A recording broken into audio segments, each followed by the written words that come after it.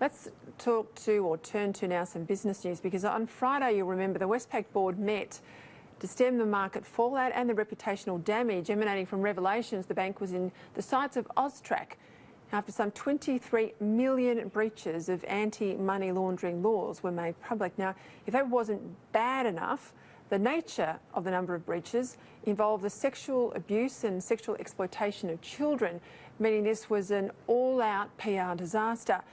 But with a tin ear on the community fallout and perhaps an eye on keeping their big bonuses, the bank executives and the board apologised on Friday, but declared at the same time that they would fight on. And they resisted calls, and they were widespread calls from the government, from the opposition and others in the investment sector for the resignation of senior bank leaders. Now, I said at the time, didn't I, that the board's apology would mean nothing, that heads would need to roll so that customers and the market could be assured Westpac was taking this matter seriously.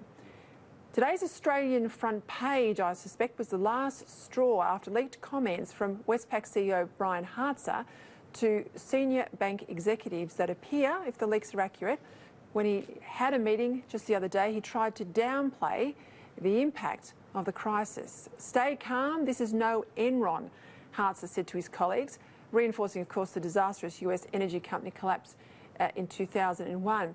He even went on to cancel Christmas parties for Westpac staff because he was reported to have said it will not look good if we have our staff whooping it up with alcohol. Well, none of this could save him, and this afternoon he resigned, with the bank's chairman, Mr Lindsay Maxted, we're told, now fast-tracking his retirement as well. Joining me now for more is the Australian's economic editor, Adam Creighton. Well, Adam, last Wednesday on my economics panel, we discussed this. It was ground zero of the crisis. Indeed. We predicted he would go, but they would try and fight on. Are you surprised they tried to fight as long as they did? Well, look, actually, I'm kind of surprised it's happened so soon. I think last week I said that this would happen within weeks. It's happened within less than 1 week.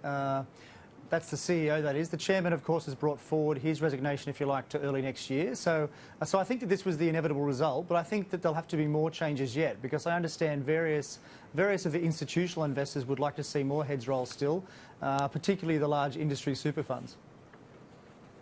Yeah, and let's look at the advice given to us today.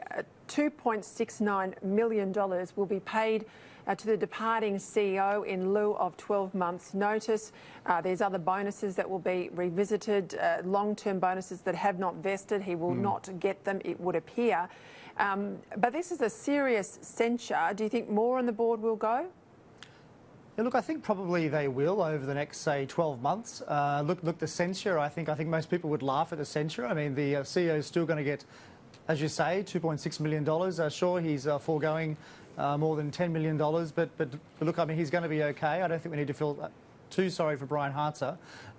The bigger issue here is the public relations, the public image of the financial sector, and it's really taken a battering from this. I mean, you know, this follows a series of damning reports. It follows the Royal Commission, of course, and, you know, there's been so much talk of cultural improvement, of leadership in the last 12 months, and then this, which is far worse, of course, than the CBA scandal. That was only 700,000 transgressions.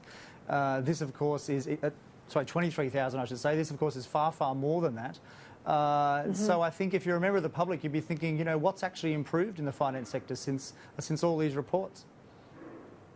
So where do they go to now? Where does the Australian Banking Association under Anna Bligh take the industry? As you said, it's had a battering, it's had the Hayne Royal Commission, it's had 2 findings against senior banks that we know of, and repeated deals, as we saw with regulators coming out of the Hayne Royal Commission, where they've sort of behind closed doors smoothed some of these cracks over. Well, the cracks are now absolutely apparent. How do they mop up the PR mess that is this banking industry? Well, look, it's so difficult. I think time heals all wounds, I suppose, and that's probably the strategy that they're going to pursue, is basically just wait until people have more confidence in banking. Look, I think, you know, there are some reforms on the way, such as open banking, which should make it easier for people to switch banks and so forth, and that might give ordinary people more confidence in the system, in the competitiveness of the system. But the reality is, if you look at the structure of the banking system, it's really not changed very much in, you know, many, many years, despite all those reports I just said. So I think, you know, it's hard to think that there has been massive change, and I think, you know, this latest scandal really just shows that so much of what goes on is just all talk.